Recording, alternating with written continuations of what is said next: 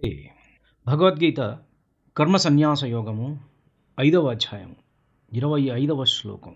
బ్రహ్మజ్ఞానాన్ని పొందే మహర్షుల యొక్క లక్షణాలని మరియు వారు పొందే ముక్తిని ఈ శ్లోకం వివరిస్తుంది. లభంతే బ్రహ్మ నిర్వాణం ఋషయః లభంతే బ్రహ్మ నిర్వాణం ఋషయః క్షీణకల్మషాః ఛిన్నద్వైధాయతాత్మనః సర్వభూతహితే రతాః. లభంతే బ్రహ్మనిర్వాణం ఋషయః క్షీణకల్మషాః ఛిన్నద్వైధాయతాత్మనః సర్వభూతహితే రతాః. లభంతే పొందుతారు. దేనిని అంటే బ్రహ్మనిర్వాణం, బ్రహ్మానందాన్ని, మోక్షాన్ని. ఎవరు? ఋషయః అంటే మహర్షులు, జ్ఞానులు. ఎట్లాంటి వాళ్ళు అంటే క్షీణకల్మషాః, కల్మషాలు క్షీణించిన వాళ్ళు, లేవు అంటే పాపాలు నశించినవారు. ఛిన్నద్వైధాః, ద్వైధీభావం అంటే రెండు భావాలు, రెండు సృష్టిలో రెండుగా ఉన్నటువంటివన్నీ కూడా నశించినటువంటి వాళ్ళు, ద్వంద్వాలన్నీ కూడా నశించినటువంటి వాళ్ళు, సంశయాలన్నీ కూడా తొలగిపోయినటువంటి వాళ్ళు. యతాత్మానః మనస్సును అదుపులో ఉంచుకున్నవారు.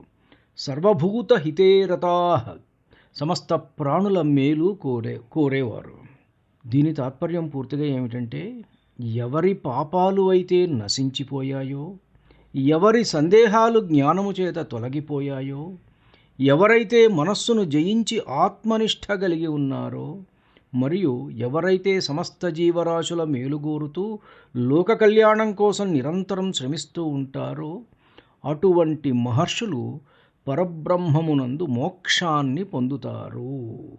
ముక్తిని పొందేటువంటి సాధకుడికి అంటే ముక్తి కావాలి అని సాధన చేసేటువంటి వ్యక్తికి ఉండాల్సిన 4 ముఖ్యమైనటువంటి అర్హతలు చెప్పారు ఇక్కడ. ఒకటి, క్షీణకల్మషాః అంటే నిష్కామకర్మ ద్వారా హృదయం నిర్మలం కావాలి. రాగద్వేషాలు లేని మనస్సే పాపరహితమైనటువంటిది. రాగద్వేషాలు ఉండకూడదు. ఛిన్నద్వైధాః అంటే నేను వేరు, పరమాత్మ వేరు అనేటువంటి ద్వైత భావన లేదా సందేహం తొలగిపోవాలి. అంతా ఆత్మస్వరూపమే అన్న స్పష్టత ఉండాలి. యతాత్మానః ఇంద్రియ నిగ్రహము మరియు మనోనిగ్రహము కలిగి ఉండటం. సర్వభూత హితే రతాః ఇది అత్యంత ముఖ్యమైనటువంటి సామాజిక లక్షణం.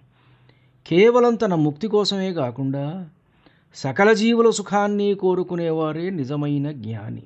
ఇది వేదాంతానికి ఉన్నటువంటి సామాజికమైన బాధ్యత, వేదాంతికి ఉన్నటువంటి సామాజికమైనటువంటి బాధ్యత అని ఈ రోజుటి అర్థంలో చెప్పుకోవచ్చు. ఈ లక్షణాలు ఉన్నవారు జీవించి ఉండగానే బ్రహ్మానందాన్ని అనుభవిస్తారని ఈ శ్లోకం యొక్క సారాంశం అన్నమాట. మోక్షం అంటే సంసారాన్ని వదిలి ఏకాంతంగా తపస్సు చేసుకోవడం అని సాధారణంగా అనుకుంటారు.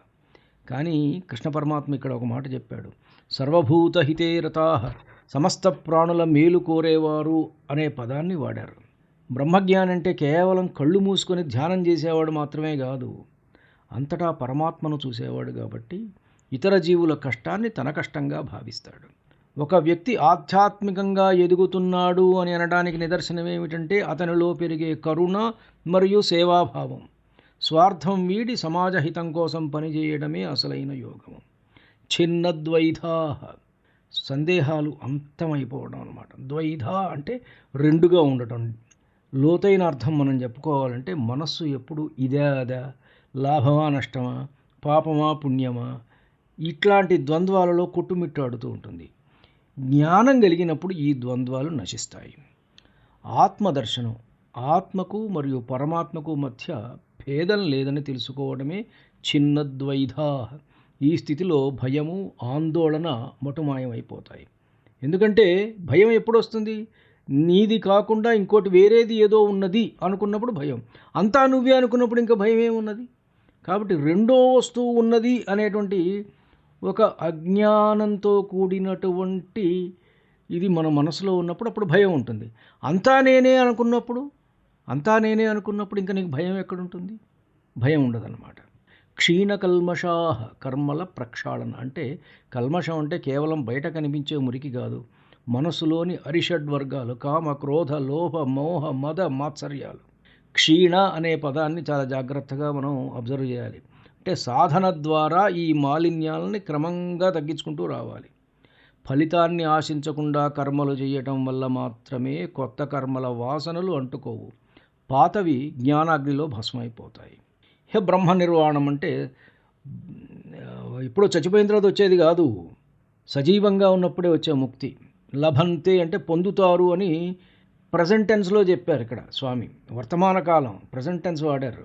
అంటే మోక్షం అనేది చచ్చిపోయిన తర్వాత ఎక్కడో స్వర్గంలో పొందేది కాదు.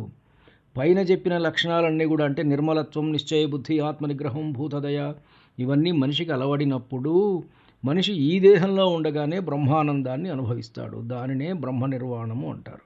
నిర్వాణము అంటే ఆరిపోవడం. ఇక్కడ అజ్ఞానము మరియు అహంకారం ఆరిపోవడాన్ని అది సూచిస్తుంది. ధన్యుణ్ణి. నమస్కారం. మీ ఊటుకూరు జానకి రామారావు.